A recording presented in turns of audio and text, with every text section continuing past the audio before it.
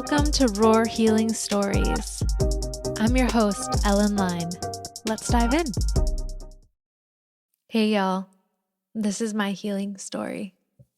It's a story of healing intergenerational trauma, which affected most parts of my life, my creativity, my sexuality, my relationship with self, others, and the collective. Both of my grandfathers served in World War II, and they carried the veteran trauma that they experienced into their relationships with my grandmothers, who were both really wonderful and strong women in different ways. But those homes were not always happy or healthy. There was definitely varying degrees of emotional and physical abuse from both of my grandfathers toward both of my parents. And so both of my parents, and they're boomers, they did not believe in therapy. My one aunt who went to therapy, lots of cruel things were said about her therapist. And so they were not going to therapy. They still carry a lot of those insecurities that they learned from their parents. That said, they did do better than their parents in many ways, and they really tried. But they have definitely passed on some of their wounds to me and my 3 siblings. My dad worked all the time and was not around to help. That was consistent with their values and what they both wanted, but that left my mom pretty overwhelmed. And I think, having 4 kids who were all pretty young, she just had a lot on her plate. She was responsible for everything in the household and for making sure that basically making sure we all turned out to be decent people, which, both of my parents did. All of my siblings are really cool. They're all great. Growing up, I kind of got this sense that my mom just didn't like me that much. She seemed kind of annoyed by me often. She often kind of wanted to do her own thing, and it felt like it was just better if we kind of gave her space. And I had a little sister. My little sister is just 2 years younger than me, and we played together a lot, and that was, we occupied each other, but sometimes we needed her. And when we needed her, sometimes she was available and sometimes she was annoyed at us needing her. And that was hard for, my young brain. I did receive some attention for being really good at school. School came easily to me, and, I was a straight A kid the whole way through. But my parents, both of them, they would say things like, well, we don't want you to become unbearable. Or they said that when we were a little bit older, maybe not when we were kids, but, they were reserved in their praise because they didn't want us to become too proud or too big-headed. I remember this one time, my little sister and my mom and I were going to the store, and we were walking in the parking lot, and it was a summer day, and my hair was just kind of glittering in the sun. I get a little bit more blonde in the summer, every summer. And I was just looking at my hair glittering, and I was really happy with my glittery golden hair. And I was maybe about 8 years old, and so it's no filter, right? And I'm like, oh, look at my beautiful glittering golden hair. And then I said to my sister, and your hair is just boring brown. And my mom was like, Ellen, she seemed really shocked that I had said that. And I think, it wasn't the kindest thing that I could have said, but that moment really hurt. That is a moment that I had to work on in therapy later. My mom being so kind of taken aback and aghast and ashamed that I was excited about having glittery golden hair. Another kind of tough moment growing up. There's definitely some neurospiciness in my family. And that manifested for me as sensory issues as a kid. And so there were certain clothes that I liked to wear and didn't like to wear. And my mom was trying to get me to wear this shirt. And she didn't often, I don't know what it was about this Sunday. Maybe we had to wear a certain outfit for some reason. She wanted me to wear this shirt, and I didn't like the way that it felt on my skin. And I wanted to wear a t-shirt that was more comfortable. And I just like couldn't get it together and get the shirt on in time for church. And so I got left behind. I didn't go to church. And then later the family went roller skating, and I wasn't allowed to go roller skating either, because kids who don't go to church don't get to do fun things like roller skating. So I was basically home alone all morning and into the early afternoon. Again, kind of a big deal for my little brain. I also remember one time I was telling my mom, it was probably in the summer, and I was like, Mom, I'm bored. And she was like, well, if you're bored, then you must not be very creative. And kind of evidence of this, like my mom was just overwhelmed. She wanted us to leave her alone. And I think in that moment, she was trying to help me have some agency. I think what she wanted me to take away from that was that a creative person can always find something to do and will never be bored. But that moment made me scared to be bored for a long time.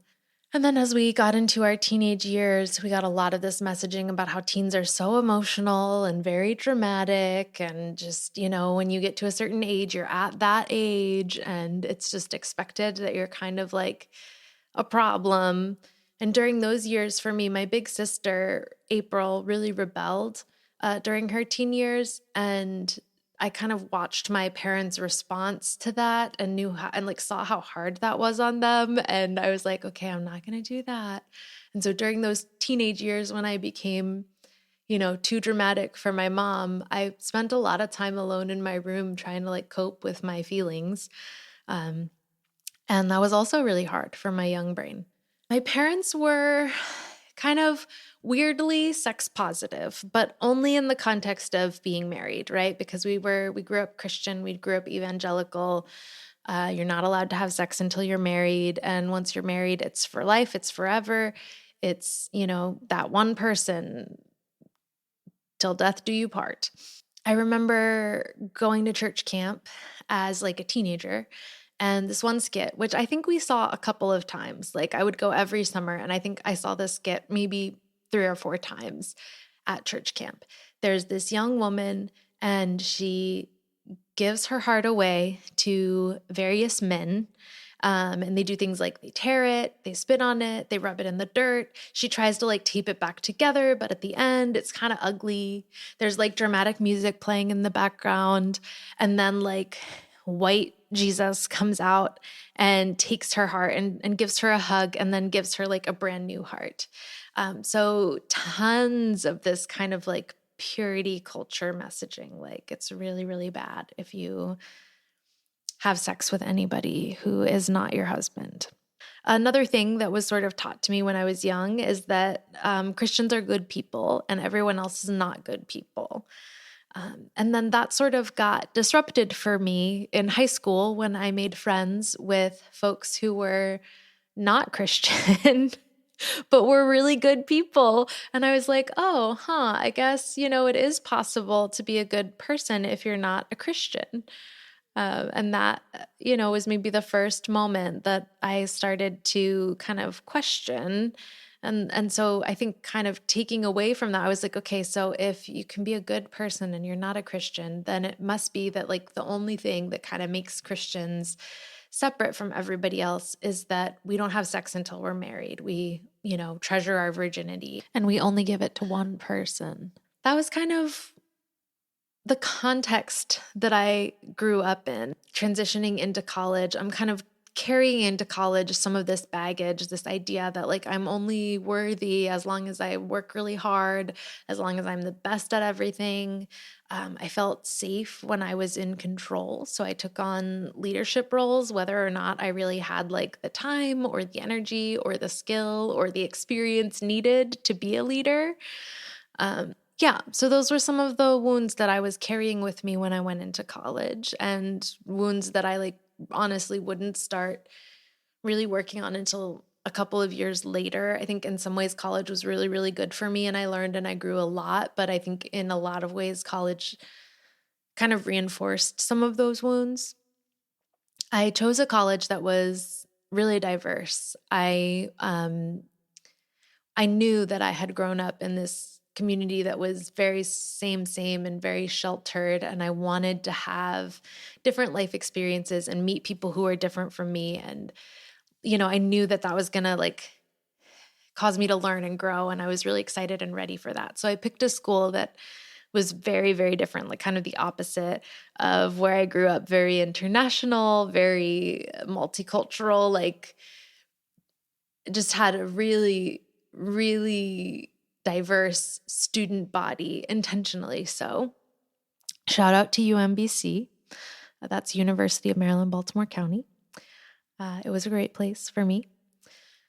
And the summer after freshman year, I went to basically like college church camp. The whole point of chapter camp is that you do like these really deep dive intentional Bible studies on the book of Mark. And I remember we got to this story, and my takeaway from the story was like, I think that Jesus was racist here. It's a story where there are a bunch of folks eating at a table, a bunch of Jews, and then a Gentile woman comes up and she's like, Jesus, I've heard that you are doing these miracles. My kid is really sick. Can you heal her? And Jesus is like, he says, why would I feed the dogs when the children are at the table? Something like that. And this woman responds, well, even the dogs get to lick the children's crumbs. And then Jesus, like somehow impressed with her faith, does heal her kid and says, go, your kid will be well when you get home. And that's like, we're supposed to be impressed that Jesus was so magnanimous, I guess. But to me, it sounds like you just called this woman a dog. That's not okay. And you said that your buddies were more worthy of healing than her sick kid. What?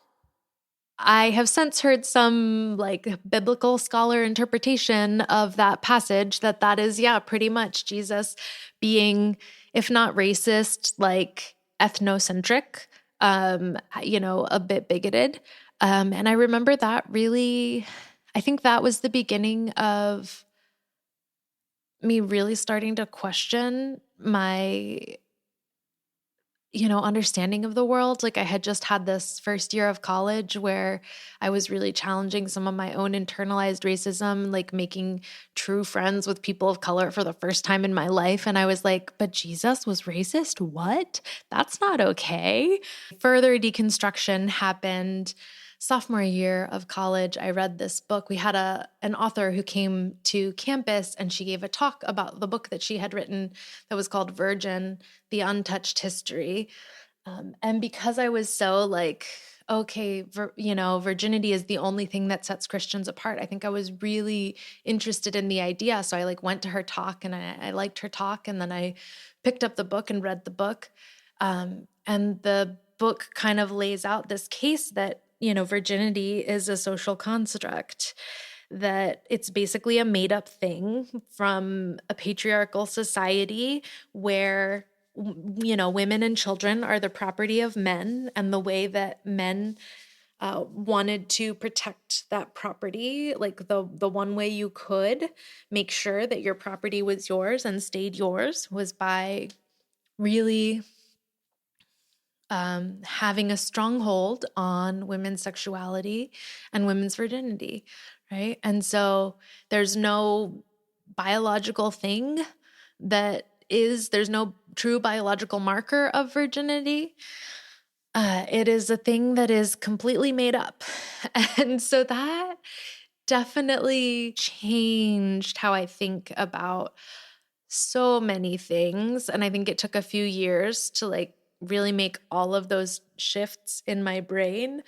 But I was like, if this thing that, meant so much to me, that was like kind of the way that I was supposed to be differentiating myself in the world, was basically like made up by a bunch of men thousands of years ago, like what else about the Bible is just made up? What else about our society and the way I think about things was just made up by somebody? What else about, kind of men and women's roles in the world and what men and women are supposed to do and how they're supposed to behave? And if gender is even made up and a construct too. Around that same time as I was reading Virgin, the Untouched History, I started dating my ex, John. It's really funny. We really did not like each other at first. And I wish I had understood that as a red flag, but at the time it kind of seemed like this funny rom-com start to a relationship. Looking back, I can see how the ways that he kind of judged me and the disdain that I felt from him was really similar to what I got sometimes from my mom, which makes sense. That felt like love. I felt really comfortable with him once we kind of got over that initial period of hating each other. He sometimes had temper flares, but I always really thought he would outgrow that. And I never felt like he would, maybe sometimes yell or stomp. I never felt personally threatened by that. Sometimes it was uncomfortable and especially because I came from a family where we didn't ever yell. My parents were pretty passive aggressive, still are. And so, we never raised our voices. So it, was hard for me when he would get loud. But I never felt worried that he would ever put his hands on me or that he was going to hit me or hurt me in any way. Just, it's oh, John is getting angry. He's yelling. Fast forward a few years, John and I got married and I moved to Texas where John was going to grad school. So I found a job in Texas. I struggled with that transition. It was a lot of life change all at once. And I went to a few sessions of EAP, Employee Assistance Program therapy, which was helpful. I was really struggling, and in addition to being in a new city, I didn't know anything. I didn't have any friends yet, really. John had been making friends, but none of them felt like my friends yet. And then actually work was the best thing about my life at that point. I was really struggling in my relationship with John. He was often really prickly toward me when I would get home from work. But then also I would play games on my phone and he didn't like that I played games on my phone. And so we fought often about, it felt like everything, from little decisions like what are we going to make for dinner to bigger decisions like when and how to buy a new car. We would just fight relentlessly. And again, being from a family that didn't really yell, that was hard for me. I don't like fighting, but I didn't learn any conflict resolution skills. I don't think he really did. He also had some pretty significant mental health stuff. And because of that, and how he handled his mental health stuff, it made me feel like there was very little space for me in the relationship, which I don't know if that's how I would have described it at the time, but now looking back, that's how I describe it. And our sex life was kind of a manifestation of this. I wanted more sex than he did. And it kind of became this easy avatar or this easy thing to point to that sort of represented all of my needs that were not being met in the relationship. And so we fought about sex a lot. And sort of tried sometimes different strategies, but none of them really stuck. We both had our own wounds. I think we triggered each other. For a long time, we talked about, or I was asking to go to couples therapy, and for a long time, he didn't want to go. And then eventually we managed to kind of get on the same page and we went and we were seeing a couples couples therapist. We saw her twice. And then she changed practice and it was for some reason we couldn't go with her to the new practice or something. I forget. It just got weird. And also our relationship would ebb and flow where sometimes we were fighting more and it was terrible. And sometimes it was pretty good or decent, right? And sometimes there felt like there was more love and ease and connection. And sometimes things were harder. And so, we may have been in a decent period when our couples therapist couldn't meet with us anymore. And so we just never really went back. So, despite all of those challenges in my relationship, there were a lot of things about my time in Texas and a lot of things that I discovered that really helped me on my healing journey. And so, I'm going to share a few of those with you now. I think one thing that was great about my life in Texas once I got there and got settled is that I had really beautiful community there. And it really replaced. So I had been doing sort of this like religious deconstructing when I moved. Like, I don't think John was going to church. John called himself an atheist like years before I was ready to stop being a Christian. And I think that was another thing that sort of aided along my deconstruction journey, right? Because I was like unwilling to end my relationship with John, even though he was no longer a Christian. And that was a big no-no. I broke up with a boy in high school because he wasn't a Christian, even though he was very sweet and I enjoyed him very much. But I went to church camp and got convicted and then broke up with him. Anyway, so John wasn't going to church, so we didn't really find a church, but we did have this really sweet community of friends. We, would have potlucks together. We started doing this thing. There was this coffee shop that had half price coffee if you got there before 9. And so we would all get there at like 8:45. Terrible people. Looking back, I'm like, those baristas must have hated us, but we would get there at like 8:45 so we could get the reduced price coffee. And then we would sit on the patio at the coffee shop for like hours and just chat, talk about the world and talk about our thoughts and talk about each other and talk about, our lives and share our stories. And so we kind of made our own church. And it was a beautiful, like, I still deeply cherish those relationships that I built during that time. Another thing that was really great in Texas was I had so for the very first job that I got, I worked with a bunch of social workers. And one of the things that's really core to social work is regular supervision. And so that means that you're meeting consistently with someone, with a social worker who has more experience than you, and you're talking about the work that you're doing. And so once a week, I got to meet with my supervisor and tell her about all the work that I was doing, the kids I was mentoring and tutoring, and how they were doing. And, if things got tricky or if things were going well, it was just a time to kind of check in with her. And she had, a lot more experience than I did. And she was really, really good. And, we had a good relationship and I really respected her. And she began to kind of gently challenge some of the wounds that I was still carrying. So she was the first person who ever asked me if it seemed like my expectations for myself were realistic. And she got me kind of questioning that need to like always be the best at everything and to always go way above and beyond. She also, I remember one time she was like, I noticed that you've been saying I'm sorry a lot. And I immediately apologized.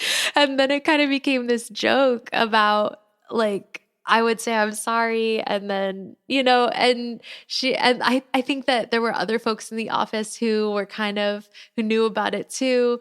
And so they all started to help me like apologize less. It was so good. And then I realized that I could replace thank you. I'm sorry with thank you. And that's been really helpful. But like, just like stuff like that, I think she helped me begin to be a little bit more self-reflective and like kind of gently pointed out these things so that I could make some changes. And that was great. Also, when I was in Texas, I discovered yoga. I remember going to my first class and I did the whole class. And at the end, we were in some like more chilled out poses. And there was this one where we had a bolster under our like heart and belly. And I was like holding onto the bolster and I just started to cry. And I was like, oh, this feels like coming home.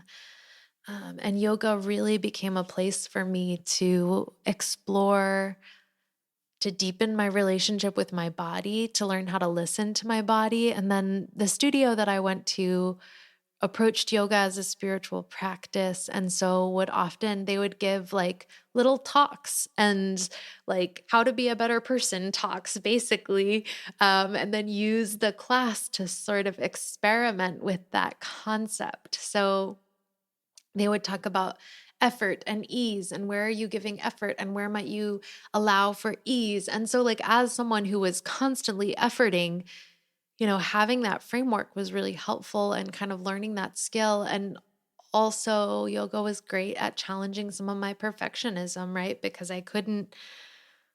it takes time to build up to certain poses, to build the strength that you need, to build the flexibility you need. And so it was a place where I got to really learn how to listen to my body and give my body what it needed, or what I could do day to day was, different sometimes.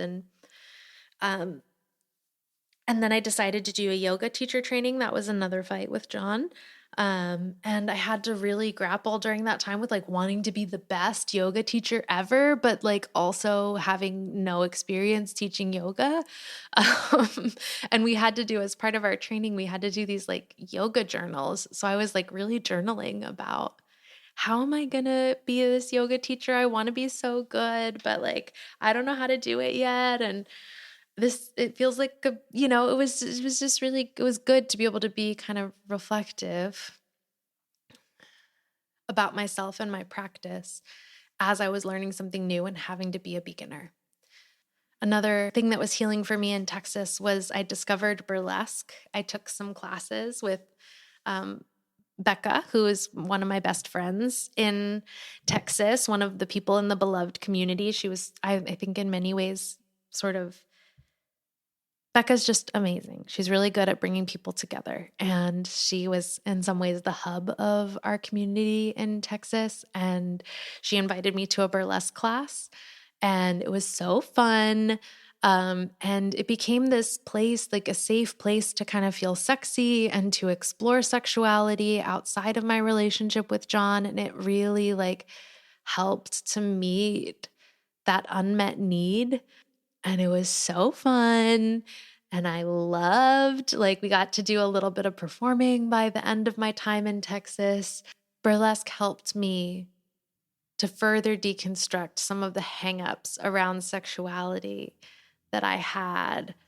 And in terms of like, what sexuality is for and who gets to own it, and where does it get to be expressed, and how do we express it? What are some different ways to express it? And so, yeah, burlesque was just really great, really fun. Highly recommend. I also started grad school. I went back to school to be a social worker after meeting all those wonderful social workers when I first moved to Texas. And shortly after I started grad school, I started therapy. I think I knew that I had begun some of that inner work, and I knew that I was a big enough perfectionist that it was possibly going to be hard for me to be in grad school and, like constantly be being evaluated. And I was like, I should probably just get some support for myself. I did not at that time know all of the things that I needed help with. And that's where my therapist, Laura, who was really like the best therapist for me that I could have had. I could not have asked for a better therapist. I think she really understood me, and she really helped me break free of a lot of those old patterns and habits that I had learned in my family of origin.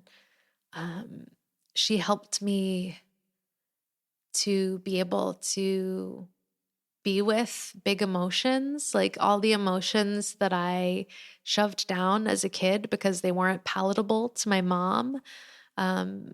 Made me, like doing that over and over again for many years made me scared of my feelings. And she helped me realize I didn't have to be scared of my feelings. There was this one time I remember we were talking and I was telling her about a fight that John and I had about cleaning. And she was like, well, could y'all hire a cleaner? And now keep in mind, like I was in AmeriCorps, which is you make no money. John was in grad school. He was making very little money. We didn't have money for a house cleaner. And that, like, I think could have felt like a really out of touch question. But I think because we had a good relationship, it didn't feel like she was being out of touch or unkind. It helped me realize that like the way that I assumed things had to be wasn't necessarily like you have options, you can make choices to make things easier on yourself. um and so that was really good for me. I think that helped me kind of see some of the issues that John and I were having in a different light, in terms of like you always have options for how to deal with your problems. um And then there was this one session I remember that was really impactful. We would be talking about a feeling, and then she would ask me, is there an image that's coming up with that feeling? And, I think we were working with some sadness. And I said there was the image that was coming up was this little girl, and she's sitting, she's scared, and she's all alone, and she's sad. And I felt like a risk to tell her that. And I remember thinking like, I just, I want a hug, but I knew it wasn't appropriate to like ask Laura for a hug. And so I think I like kind of talked about that. I forget exactly how I worded it, but she was like, can you imagine yourself holding that little girl? And so I pictured that. And then I just sobbed and sobbed and sobbed. And I think that moment helped me learn how to reparent my inner children. It helped me know what to do when those big, overwhelming, old feelings started to show up. Another thing that was super helpful was like, usually when John and I would fight, I would have some amount of like freeze response at some point.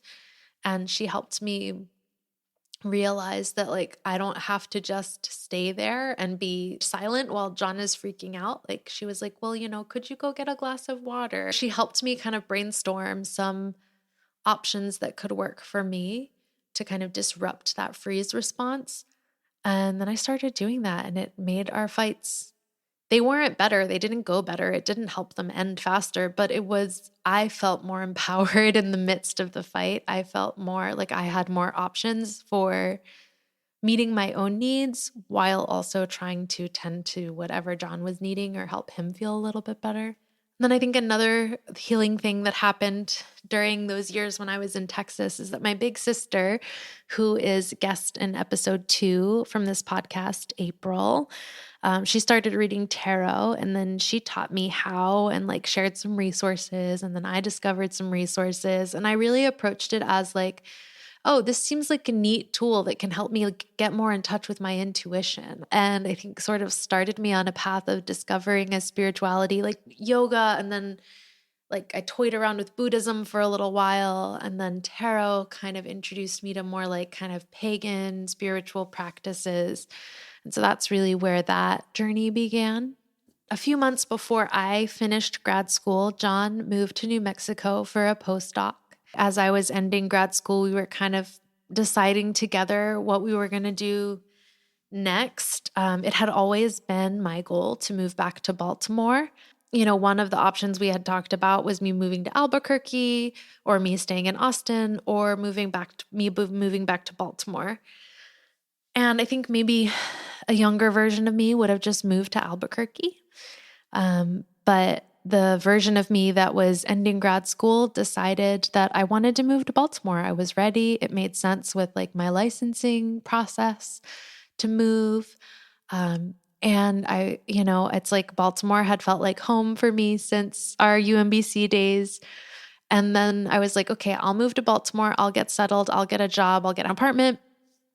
I'll get everything ready so that, when your postdoc is done, his postdoc was supposed to be like 8 more months or 9 more months, something like that. You can move to Baltimore and it'll be great. And so I moved to Baltimore, and it was great. Being in a long distance relationship was tough. It wasn't the first time that we had been in a long distance relationship, but John struggled with the back and forth of the travel. He had the job that could be remote, and so a lot of that fell on him, where like my job had to be in person. And then I started asking him like, okay, when do you think you'll be moving back? Like how's your postdoc going? Like when's your postdoc going to wrap up? And that sort of 8-month deadline came and went. And then every time that he came back to visit, he'd be talking with friends, and it just kind of seemed like the deadline kept getting pushed back further and further and further. And I had been telling him like, I'm ready for you to be in Baltimore. I want you to move back. I'm like kind of tired of being long distance, and still the deadline kept getting pushed back, and he seemed kind of miserable in New Mexico, but he also didn't want to make any decisions that would make his life better. And so we were kind of talking about all of this and talking about maybe some options for things to feel a bit better for him so he could like wrap up his work a little bit quicker, easier.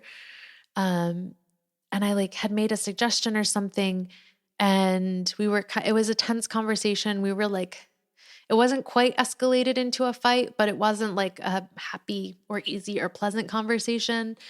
And I guess I made a suggestion, and he like was sitting on a chair, one of those like IKEA sort of rocking chairs. He like picked up the chair and slammed it into the ground under him, and his face was all red, and he was like kind of like over me, like hovering over me, kind of like, and he said, you want me to be so fucking happy and healthy all the time. I can't be happy and healthy all the time. And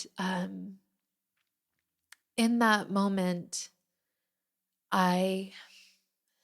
every time we had fought up to that point, I had never been worried that he would hurt me. But in that moment, I suddenly felt unsure of that. He didn't hurt me. He didn't lay his hands on me physically. Like he didn't hurt me physically in that moment. But at that moment, I had the sense that I could no longer trust that he wouldn't. And that really startled me. And it's like my breath caught in my chest, and I was like, I think I said something like, I need to be done with this conversation. And I went into our guest bedroom and I closed the door. And I don't remember if it had a lock. If it did, I probably locked the door. And I called my sister and I told her what had happened. I told her about the fight, and she was like, you need to get out of there. My sister, April. And that night I went to a hotel and I stayed in a hotel.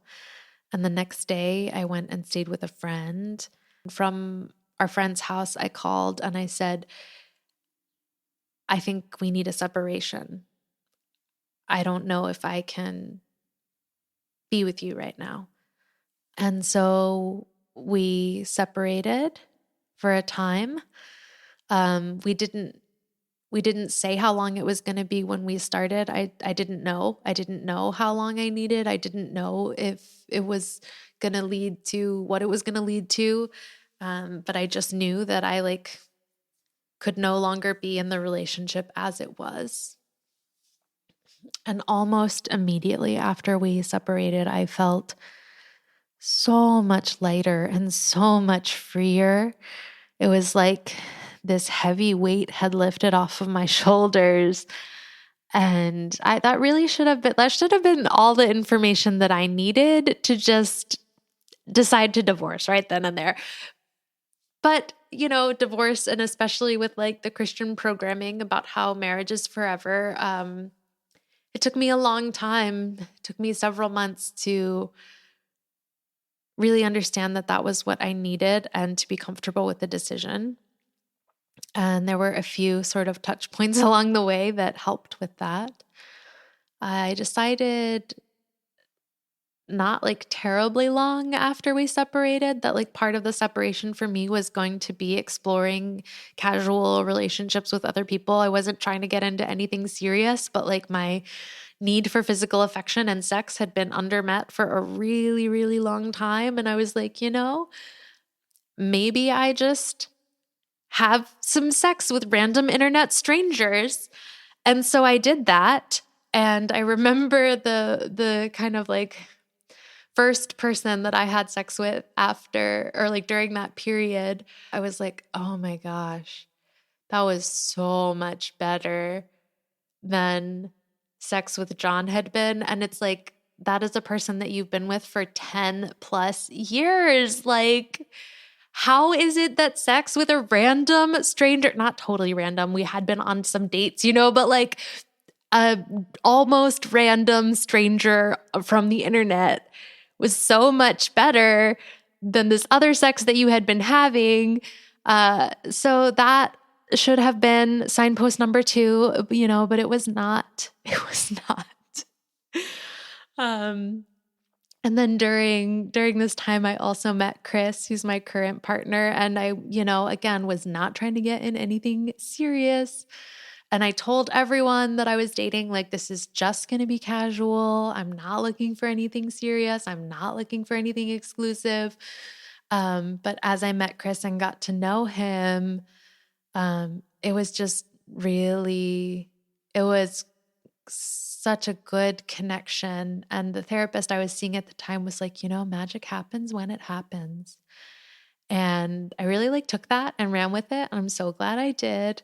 We're going to share a little bit more about how Chris has been a healing relationship for me in a little moment, but I want to kind of go in chronological order, not get myself all twisted.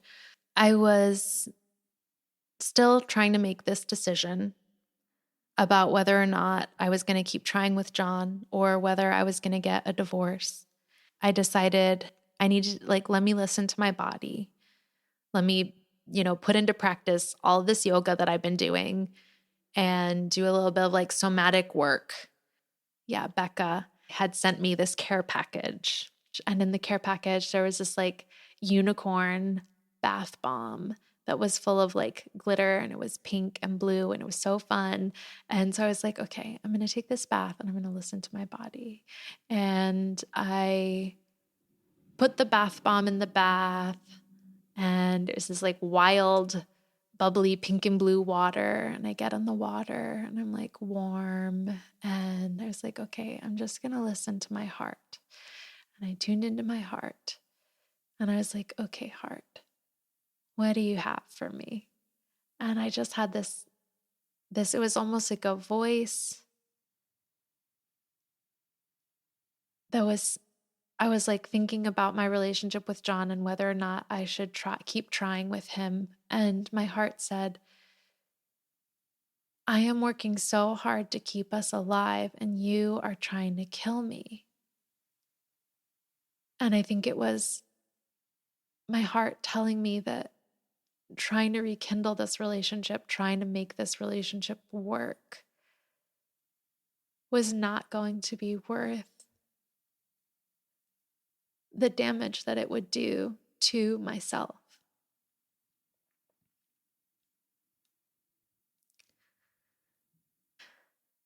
And then John sent me an email asking me kind of how I wanted to, what I remember is that he was like, how do you want to heal our relationship? I'm open. I could move to Baltimore. You could move to Albuquerque, or we could move to a third place. And I was like, I think, I'm sure it was not that flip. I'm sure he was more sincere, and I'm sure it was a thoughtful message that he took a long time drafting and, thinking about before he sent it. But at the time I read it and I was like, this is just so indicative of everything that is wrong with our relationship. I've been telling you for months that I want you to be in Baltimore. I think there was this expectation that I kind of just solved the problems in our relationship. And I felt like he was asking me to do that again. And it was kind of this final straw moment for me where I read that email, and in that moment, given everything that had come before, I just knew. I was like, okay, this relationship is over for me. And I think that, there were all these micro moments up till that point where I was choosing myself and choosing to prioritize my wants and my needs. But this was like the first real big time that I did that. And it, like I deeply disappointed my parents and other people in my family. And, um, that was definitely something that I had to work through.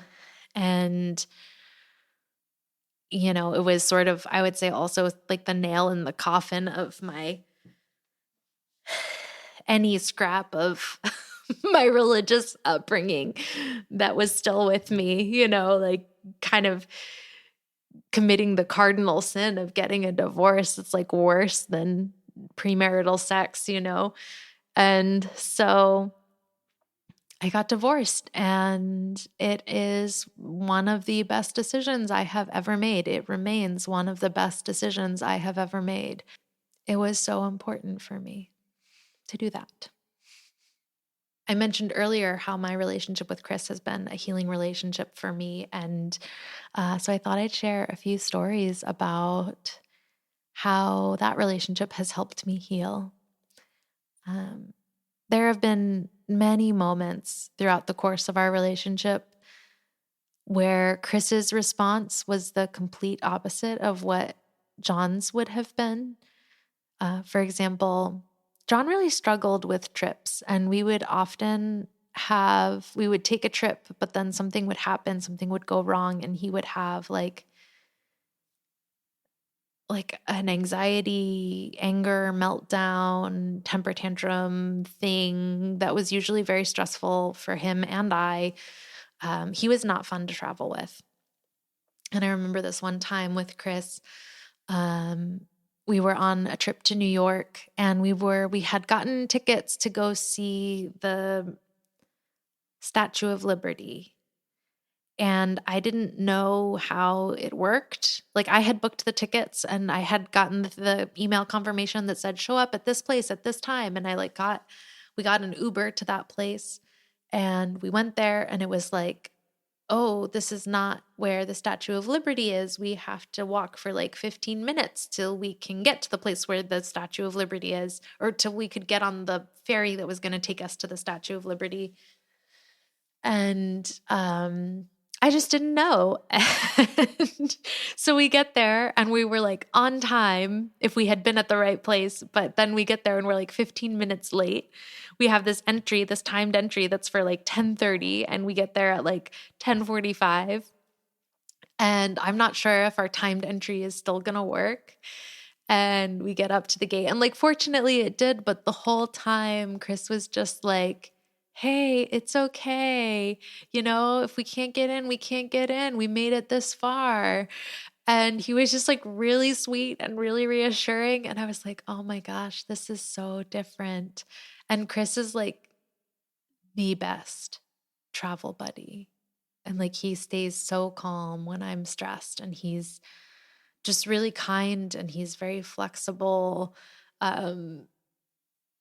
It's great. It's great. I enjoy traveling with him. Other moments like this has happened so many times. Like I'll be being a little extra. I'll be like just goofing, and he smiles at me instead of scoffing at me like John would have. Or like literally earlier today, I got home from a trip, and I was like, I need cuddles. And I just cuddled him on the couch. And that is a thing that like often John would recoil from. He makes space for what's important to me. And even if he doesn't like 100% feel like it, and that just makes me feel so loved. And that has been so healing. We're kind of getting into we're getting closer to present day, and kind of what I've been working on and what I'm healing and what I'm learning about now. And so I would say, kind of along with tarot, I've explored more like pagan spiritual beliefs and practices. I'm still learning what like my full spirituality is. I've recently been working on trying to feel content, right here, right now, not waiting to get to some future where I can finally have what I want and finally be happy. I've been really trying to work on appreciating like the things that are really good about my life right now. This past fall, I returned to church. I've been going to a Unitarian Universalist church, and that has been feeling, it felt similar to when I found yoga a decade ago, and I was like, oh, it feels like I'm home. And I feel like I've healed enough of like what church meant to me growing up that now I'm able to like appreciate this consistent place of spiritual growth and also the like intergenerational community aspect. And then about a year and a half ago, I went through a group with Anna, who's a guest from episode number 3. So she facilitated us kind of reading through the book 1 chapter per week. And that has really helped me to heal some of those creative wounds that I didn't even realize that I had. Staying in a group with Anna and being Anna's friend has helped me believe that I can have a livelihood that revolves around my creativity, which is one of the shifts that has made this podcast possible. And she's helped me believe that my creativity deserves space, even if everything in my life isn't ideal, or even if it's not like what I'm making a living from yet, right? And so that has been deeply healing and also just fun. So those are some of the things that I'm working on now.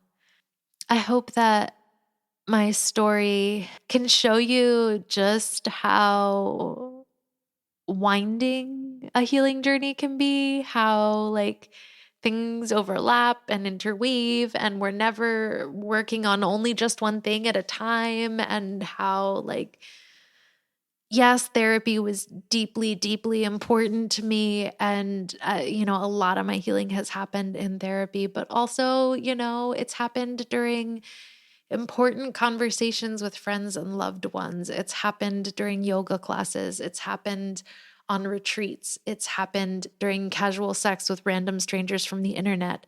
It's happened in all of these different places. And like, even so many more stories than the ones that I've told you here. Like the ones that I've told you today are just the highlights.